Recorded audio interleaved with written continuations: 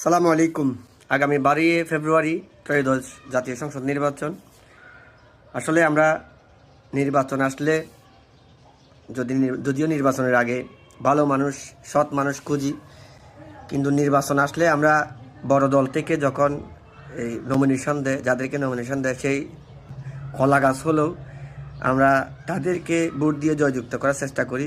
যদি কোনো একটা ভালো মানুষ নির্বাচন করে আবার নির্বাচনে দাঁড়ায়, তাদের পাশে আমরা থাকি না। যদি আমরা এরকম কোনো ভালো মানুষকে সংসদে পাঠাতে চাই, তাহলে সবার আগে আমাদের মানবিক শকত ভাই, তার কথা না বললে নয়, তাকে অবশ্যই ভোট দিয়ে সংসদে পাঠানো দরকার। তার মতো ব্যক্তি সংসদে গেলে যে অসহায় মানুষ আছে, যারা পিছিয়ে পড়া মানুষ আছে, তাদের কথা অবশ্যই শকত ভাই আশা করি সংসদে বলবে। আর কেউ বলুক বা না বলুক, শকত ভাই আমাদের মানবিক শকত ভাই, উনি এখনও বর্তমানে অনেক মানবিক কাজ করে যাচ্ছে।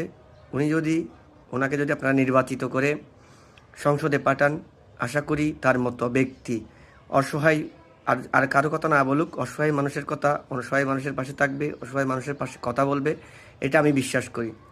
সবাই ওনাকে কলম মার্কায় ভোট দিয়ে জয়যুক্ত করবেন, এই আশা ব্যক্ত করতেছি।